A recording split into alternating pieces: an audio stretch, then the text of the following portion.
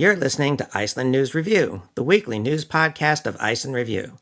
Subscribe and tune in each Friday to get the latest from our fair shores. I'm Andy Sophia Fontaine, and these are the week's top stories in Iceland. First up on Iceland News Review, you would do well to start making preparations now if you're planning on catching the full solar eclipse in Iceland in August 2026. This may seem like a ways to go yet, but Icelandic astronomer Sævar Helgi Brásson recently pointed out that many accommodations in Iceland are already booked solid for the occasion. In case you weren't already familiar, on August 12th of 2026, the path of a total solar eclipse will pass over western Iceland, lasting for about 18 minutes, although a partial eclipse will be visible in the country for about 2 hours. Since news broke of this, hotels and guest houses in Iceland have been filling up, especially in the Westfjords. This is because the best spot to see the eclipse will be Latrabjarg, which is at the westernmost tip of the Westfjords. However, places like Latrabjarg are not exactly accustomed to this many guests converging on the spot for a single day, and discussions about how to shore up infrastructure in preparation for eclipse watchers have been brought up in Parliament. In any event, if you hope to see the eclipse in Iceland at that time, better get your ducks in a row now. We're about 2 weeks away from presidential elections now, and this season is continuing to prove that one should expect the unexpected. According to a new poll from Maskina released yesterday, former Prime Minister Katrín Jakobsdóttir is now the frontrunner at 26.1%, overtaking Energy Director Halla Hrund, who is now at 21.8%. Halla Hrund came seemingly out of nowhere last month and quickly shot up to the top of the polls where she and Katrín had contended for the top spot. Her support, however, has been on the wane.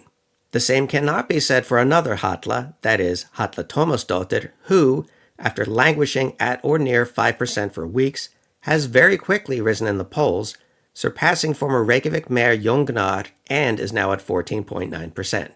Jón Gnarr is himself at 12.6%, and early favorite Baldur Þórhallsson is still making a respectable showing at 16.2%. What accounts for these dramatic movements up and down the polls? One contributing factor is certainly debates. Polls taken after these debates often ask viewers who they thought did best, and shifting levels of support for the different candidates reflect that. Presidential elections will be held on June 1st, and you'll be able to read all about the top candidates in our next edition of Iceland Review. Stay tuned.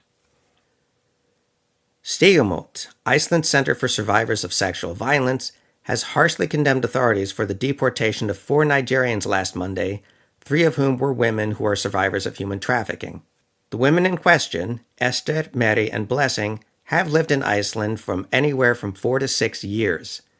They are all reportedly survivors of human trafficking and sought asylum in Iceland. Their applications and their appeals were rejected by immigration authorities, and last year, they were stripped of even the most basic services such as housing and food.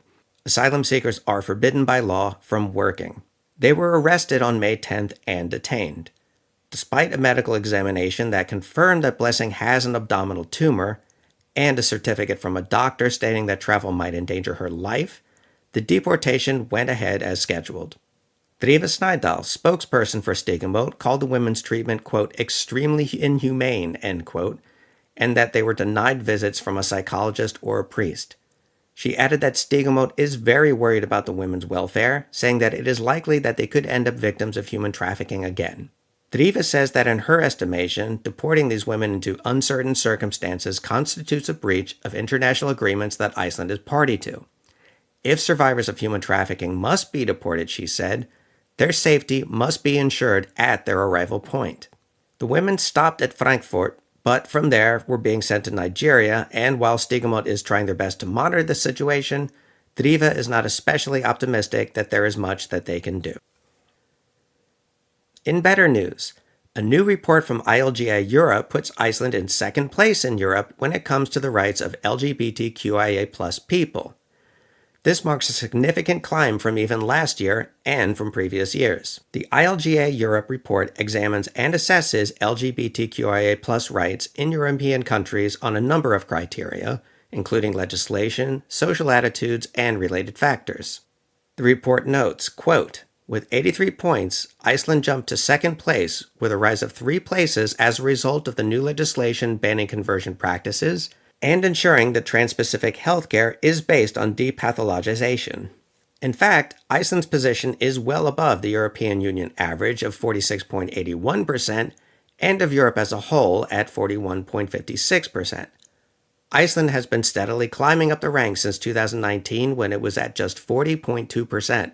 The report notes that Iceland has done exceptionally well in the areas of equality and non-discrimination, legal gender recognition, and civil society space. This is in large part due to the Gender Autonomy Act, which encoded a number of rights for non-binary and binary trans people and some protections for intersex people. Iceland could stand to improve when it comes to intersex bodily integrity and asylum, ILGA Europe says. Their recommendations include amending hate crime laws, expanding asylum criteria, and reforming the prohibition of medical interventions on intersex minors to be universal. Strætó, the Reykjavik area public transit company, aims to at last introduce a touch-free payment system. Jóhannes Svavar Runason, the managing director of Strætó, says that the new system should be in place within the next 2 or 3 weeks. Currently, payments for the city bus are done primarily through 3 methods: cash, the phone app Klopp, or the printed bus card of the same name. The latter 2 use a QR code and scanner to process such payments. The initial launch of the app was not without its hiccups, and Johannes hopes that the new system will be easier for all involved, especially tourists. He said, quote, "We're pressing ahead diligently to get the new system done before the tourist season. This is obviously comfortable for everyone and simple for foreign tourists to pay fares on the bus," end quote. Johannes says that they have been working with a supplier who is to provide Strætó with the touch-free system, meaning that passengers will be able to pay for fares with debit cards or their phones through the use of Google Wallet and similar apps, much like one would pay for anything else in a shop. There are still a few things that need to be tweaked in order for this to work properly, he said, adding that their supplier told them that they should be able to start testing this new system within the next 2 or 3 weeks. Lastly, on Iceland News Review, we are once again pleased to bring you some bird news. Webcams around Iceland are well known, but if you ever wanted to watch bird life in action, a one Elmar Snorrason has you covered. Elmar recently set up a live stream of a Eurasian blackbird pair, whose young hatched on May 14th in Hvalfjarðarsveit, West Iceland. The webcam is pointed directly at the nest, and fairly close at that. Through it, you can watch the pair cover their young for warmth, feed them, and other wholesome bird parenting activities. A special note is that the Eurasian blackbird is a recent arrival to Iceland, with the first pair spotted in 1969. Since then, they have flourished, primarily in the southwest, and there are now over 2,000 breeding pairs in the country. In addition, Eurasian blackbirds are monogamous, breeding pairs mate for life. A link to the webcam is included in the description of this podcast. Next up, the weather this weekend. Friday will start rainy in the southwest, with mostly sunny skies in the rest of the country, along with warm temperatures and light winds. As the day moves into the afternoon, the rain should clear up for most of the rest of the country. Come Saturday, the southern half of the country will be sunny and warm, with clouds and scattered showers in the north, although clouds may move into the south come Saturday evening. On Sunday, the entire country will be cloudy, with some scattered showers, with rains getting heavier in southern Iceland as the afternoon moves into the evening.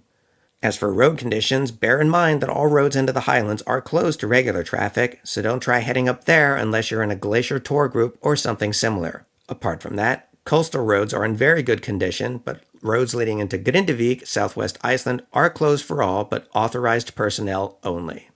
If you enjoyed this episode, be sure to like, subscribe, and follow us on social media, whether it be Facebook, Instagram, or X. For all your travel needs in Iceland, be sure to visit n.veður.is. That's en.vedur.is, as well as road.is and safetravel.is. Through these 3 websites, you'll get up-to-the-minute information on weather and road conditions, as well as possible incoming natural events.